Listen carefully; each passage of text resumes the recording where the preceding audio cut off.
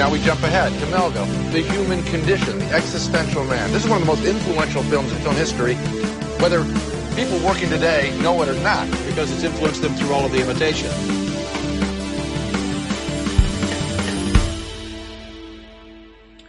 Hello everyone, welcome back to Let's Take 5, the podcast where we take a cinema legend, take 5 of their films, and highlight their excellence and range. My name's Austin Luger. My name's Eric Martindale. And this is part 3 of our Jean-Pierre Melville 5. In the past few weeks, we have reviewed the films we reviewed the films Bob Le Flambeur, Morin Priest. Coming up, we have Army of Shadows and Le Cercle Rogue. But today, we are covering his most famous film, Les Samourai. This is the story of the coolest person of all time, ever. This is it. This is the coolest human being, definitively, in the history of the planet, who is a hitman for hire. He uses as you can guess, a more samurai code to be a hitman, akin to, I would say, Ryan Gosling in Drive, except this guy's cooler, because he's the best. He has his cigarette, he has his trench coat, he has his hat. And he just is awesome. This is going to be a 30-minute podcast of me saying how cool this guy is. And, yeah. Is that fine with you? Or do you have more to say about the movie? Because I'm going to be the grumpy Gus on this. Yeah. I'm sorry. Like, you can talk about how cool he is. I'm going to keep adding caveats to that. He is the coolest murderer I've ever seen. Yes. I mean, he's not as easy for me to get behind as it is probably for a little people, just because he's a deplorable human being. Oh yeah, no, he's a sociopath killer. Yes, but so that's where I think I actually like Gosling from Drive more, because he's not a sociopath killer. So I think he's cooler. I mean, he's also a bad person, but this guy reaches beyond this. Like, this guy should get the electric chair. Yeah, but he won't, blink while it happens. No, he won't. And he'll adjust the brim of his fedora. And they'll say, you can't wear this. And then he'll look at them. And they'll go, all right, just this once. And then kill him. What's the plot of the film, Austin? So, the plot of the film is, much like people just kind of call the female lead of Gone Girl. I keep wanting to just call him Les Samourai, but that's not at all his name. His name is Jeff Costello. He is a hitman for hire. He goes out and does that. And then the complications arise because people don't trust him to be the best there ever was. The cops pick him up. He's not worried about it. He's weirdly not suspicious by the fact that he never talks when he's not being spoken to. And he's just kind of... It gets more suspicious the more the people who hired him get nervous. The true point of this movie is clearly, if you have emotions and nerves, it's going to let you down at the end. Yeah, just be super still and cool all the time. Yes. I think that is the moral of the film, is if you are going to be a hitman, you have to know that you won't get caught, even when you're in a police station. You have to look at the entire world and say, this is all for me. I'm gonna be fine. You're right. I mean, he's cool because he has so much confidence. The confidence that he'll never be beaten. He is the best looking, the most well dressed, the most professional. I mean, he thinks he checks off every good attribute for a sociopath. He checks them off.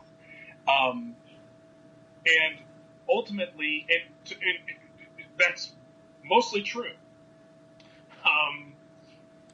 But anyway, sorry, were you just going to keep talking about how cool he was? He's really cool.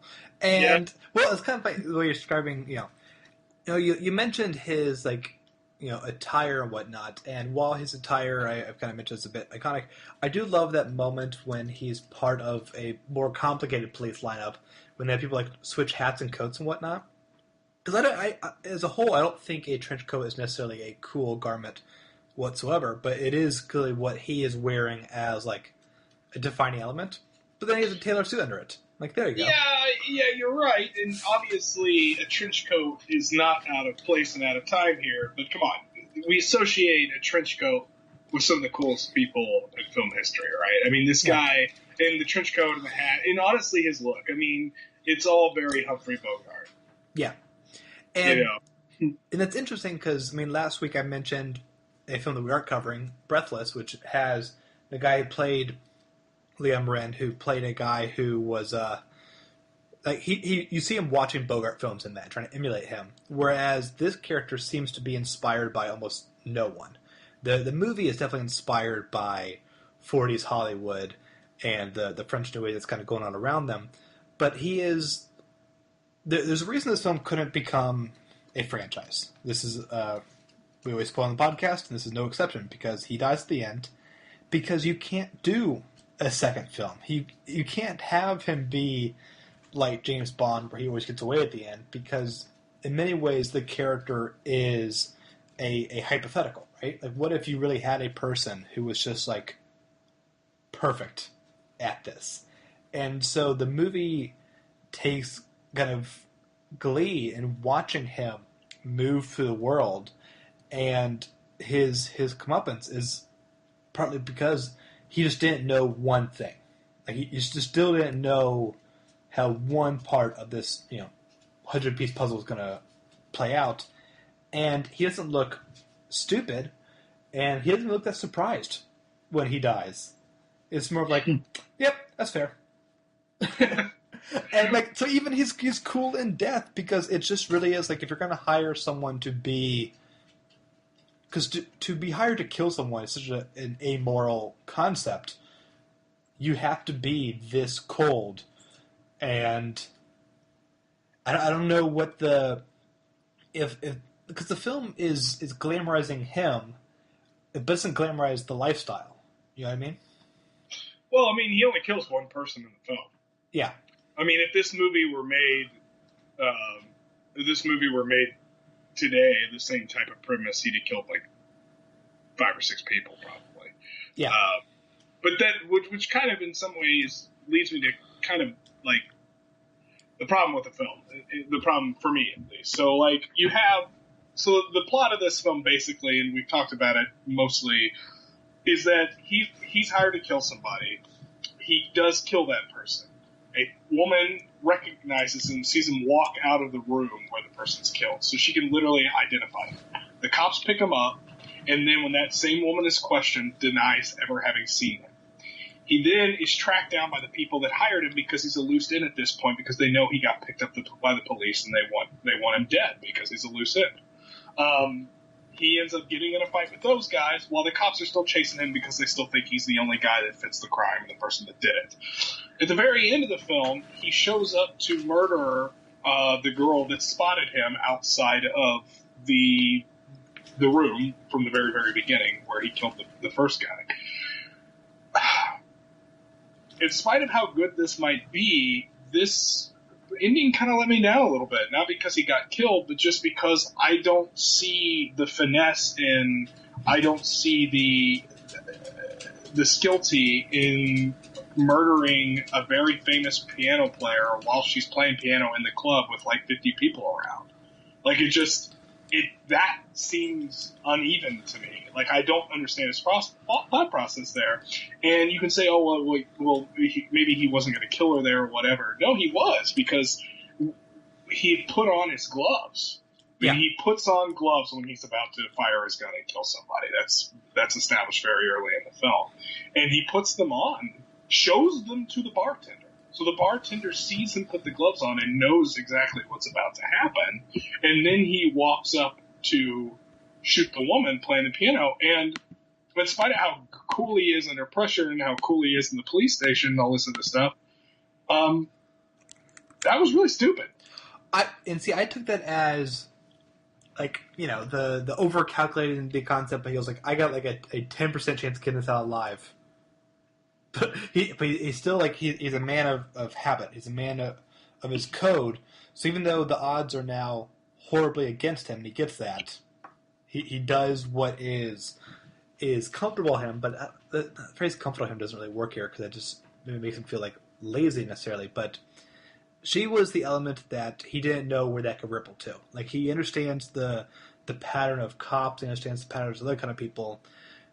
She was the one he couldn't figure out, not in a kind of mysterious, like, they're in love kind of way. More of like, her behavior wasn't as consistent. It didn't fit a pattern. Yeah. Whereas, like, the other woman, does the exact alibi kind of things that he wants.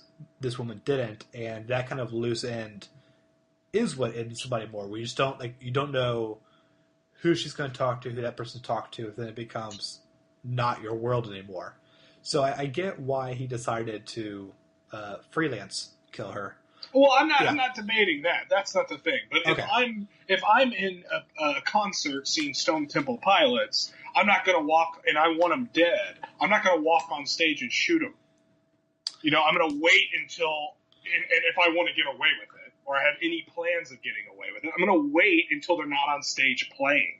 Like, it just seems a bit bizarre to, and not really jiving and fitting with his sort of, like, I'm great at what I do persona, at least because the movie works as if we buy him.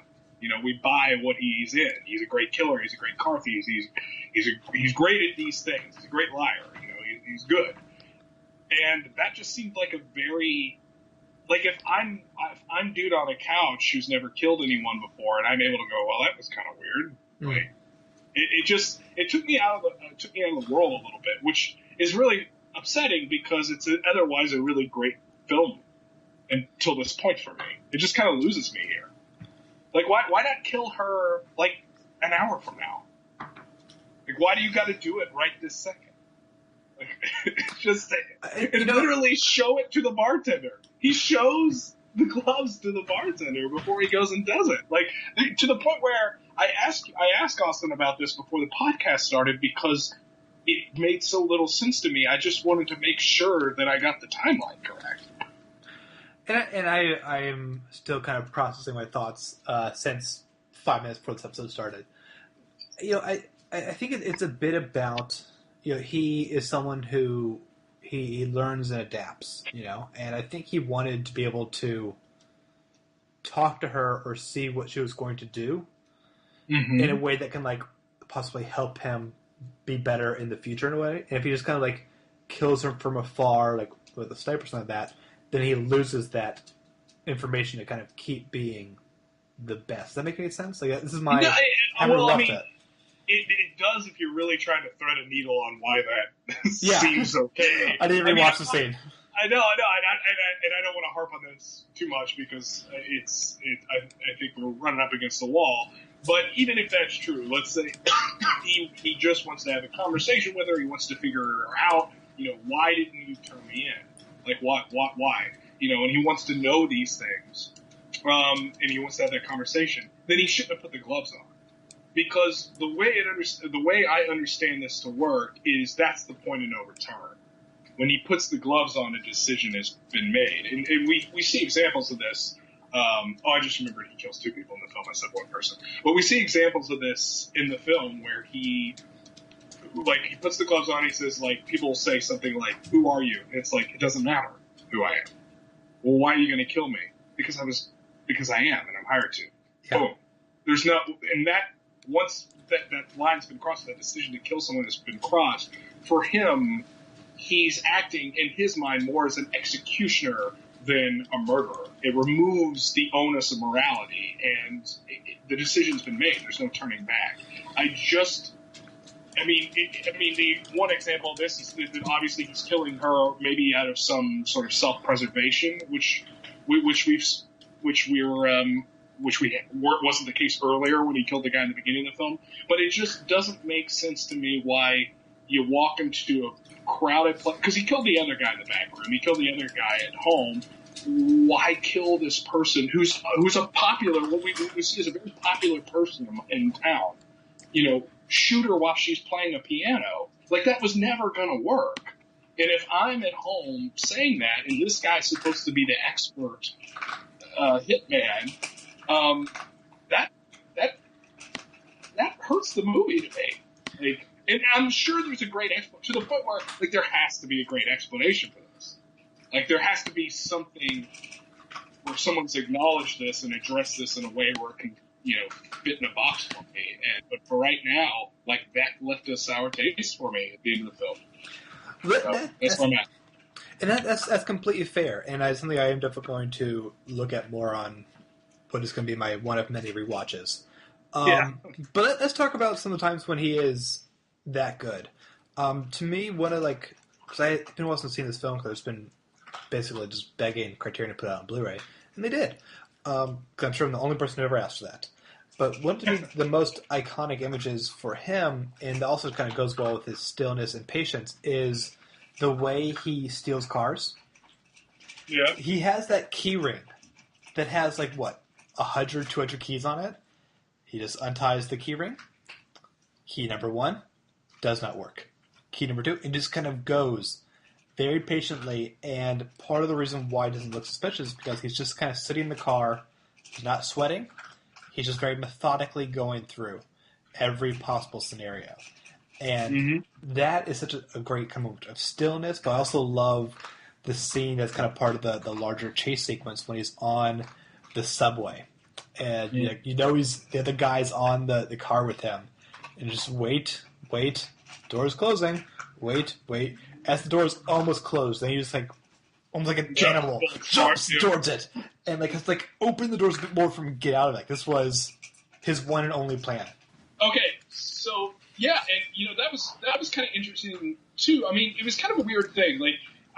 You would think the people that are hunting, the people that hire killers, you think it would be more cool to see them chasing a killer, but really the police stuff with Jeff is sort of the more interesting stuff for me. So the reason he jumps and bolts off that train is because he gets the vibe that something's off here. I'm being followed. I think there's a police officer on this train.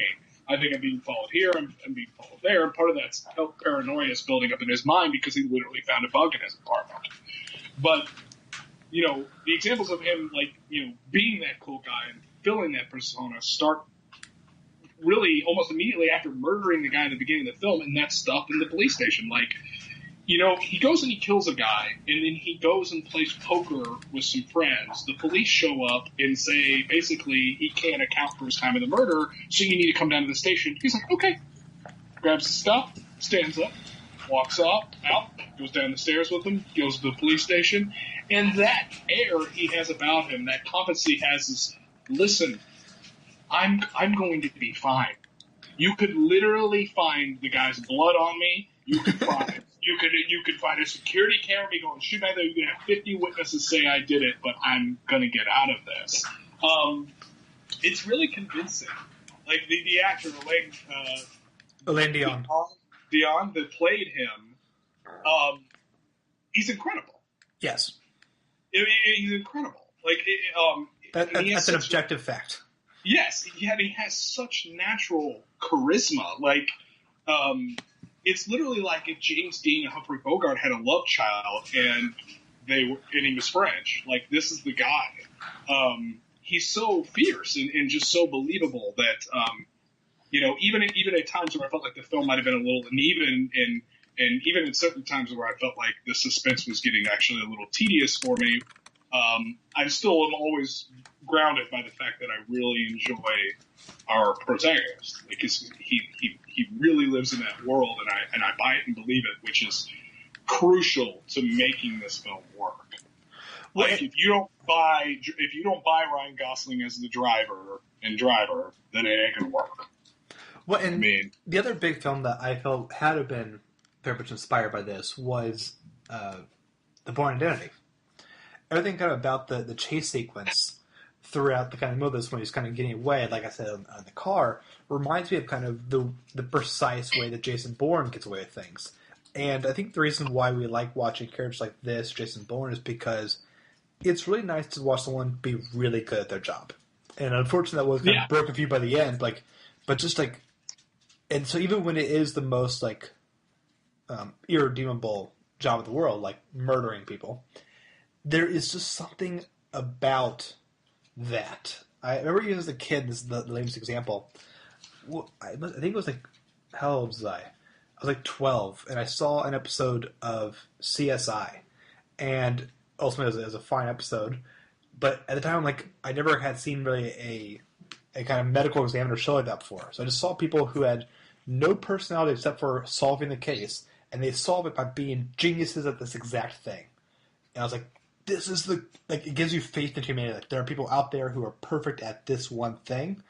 Unfortunately, this is a better thing than CSI, but there's something very exciting about watching it. I guess this couple people watch sports, right? You're watching them be the absolute physical best at these games. Well, yeah, I mean, watching sports, that's what I said. I think baseball's really boring for people because they're so good at their jobs. I think the great example you always use is, like, I really like Saul Goodman from Breaking Bad and Better Call Saul, because even when he's doing these deplorable things, it's just awesome watching him work because he's such a great lawyer, like, in spite of all those things. And that's kind of how a lot of that world works. And I believe they have mentioned Melville as an inspiration for a lot of the Breaking Bad and Better Call Saul universe. Yeah, I mean, Walter White is annoyingly good at being a psychopath in Breaking Bad. Yeah, I mean, also Walter White works because the meth he makes is actually great. Like, yeah. I don't do meth, but what I'm saying is, it's like, it's the most pure product that they can possibly find, right? The show doesn't work because he can make the most of it. You know what I mean? Or he has the biggest market share. No, it's literally the best of the best. It's the best item you can attain. And so that expertise means something. And then that being the case here. Overall, though, I would say, at least for me, and I'm probably the only person that thinks this, because I've never seen anyone see Samourai and not absolutely be in love with it. So here I go being the contrarian again. I do think this film works better as an inspiration than it does as an actual film. I mean, you said yourself about this film, you're willing to sacrifice plot and story for style. And that is something that is conflicting to me about the entire noir genre, is that, with a few exceptions, because I do think the plotting for, like, the Maltese Falcon is remarkably perfect. Yeah, it's great. I tend to, for noir stories, books and movies, to really just kind of let the plot happen in a way that I really never do for any other genre. Like, it's something about how this is such a heightened genre that the style, to me, is the most important thing. Whether it be Raymond Chandler dialogue or this kind of directing. This movie, to me, it ranks among the best of the genre, even though you make incredibly fair points about the plot, and I'm going to definitely focus on that when I rewatch it.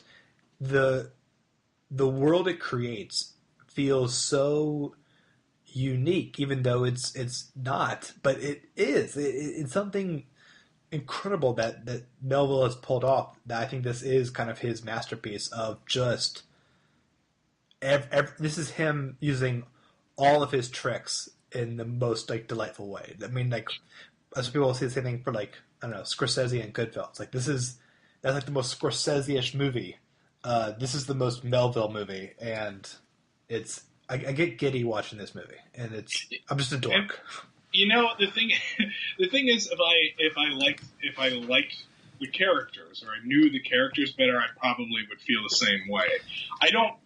The problem is, just in general, and this is a me problem, is style for me will never be good enough to create suspense on its own. Style has to be mixed with characterization, or it has to be mixed with plot.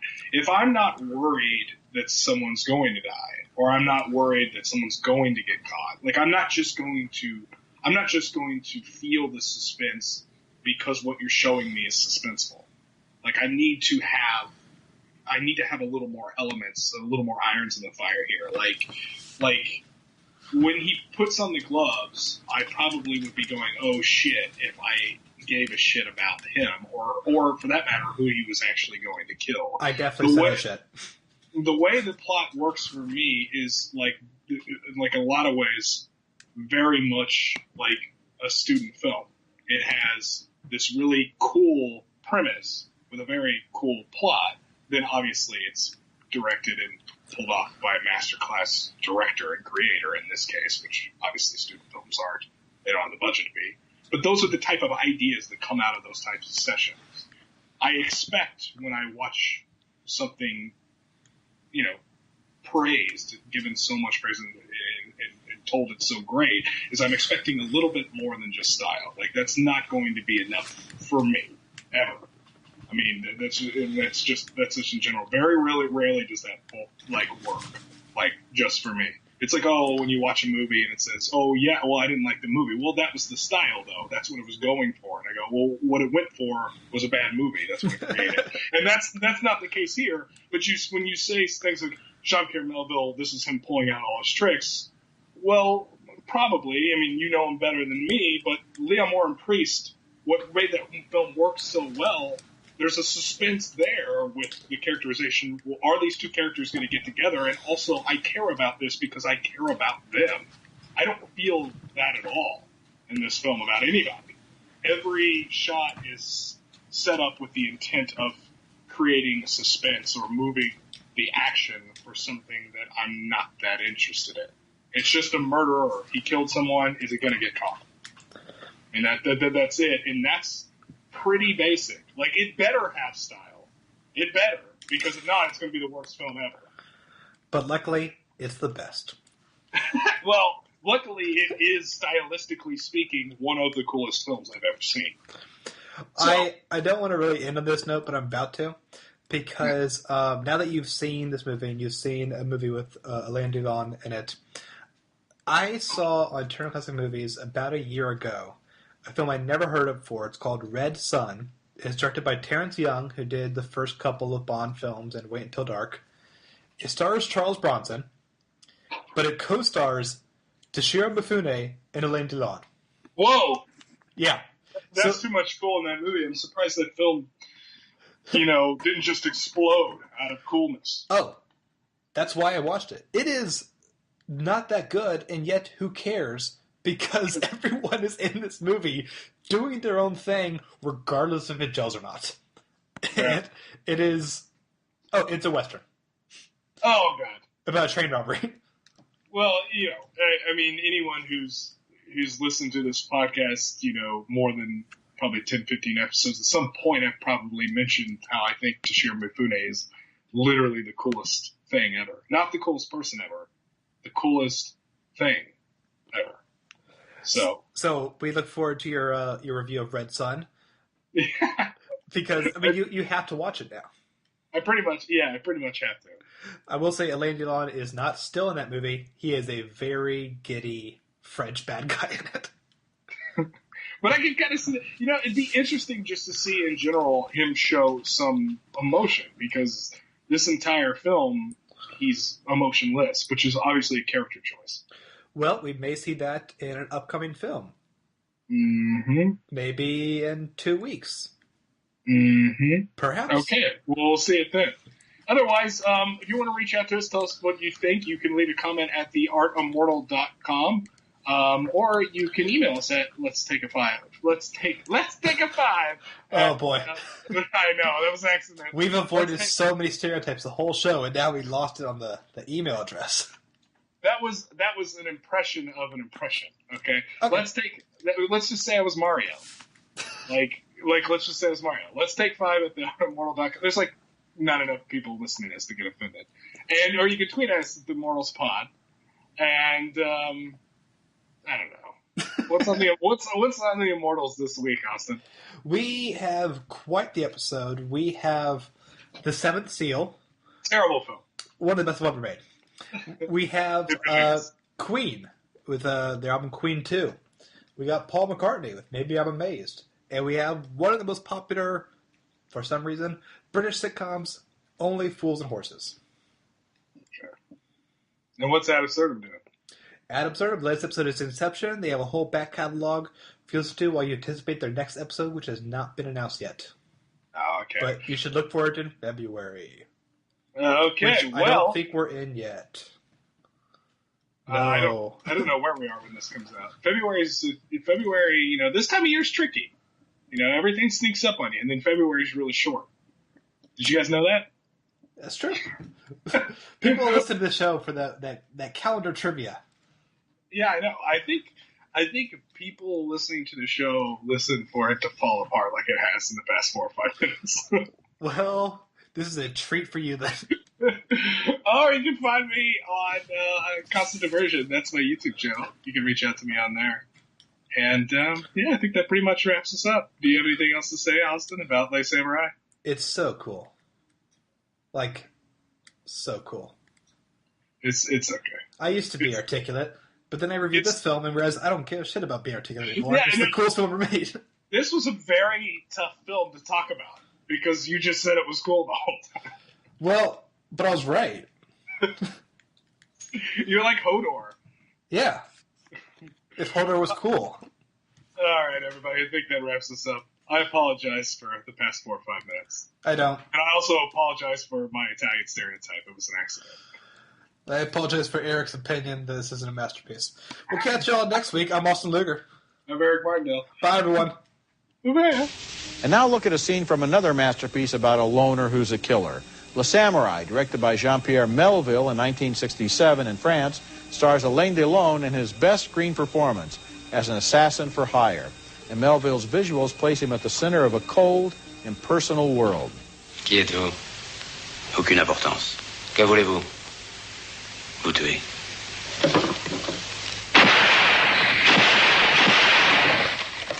Here's a famous sequence often imitated from Le Samurai as the killer evades police in a cat-and-mouse chase on the French subway.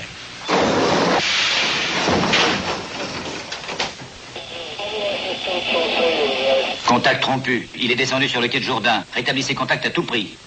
Looking at movies like these, you can see the roots of so many later films, and you can see greatness. M is unforgettable above all because of its faces. Faces of the police, the criminals, and the killer, who all seem to rank about the same in Fritz Lang's estimation.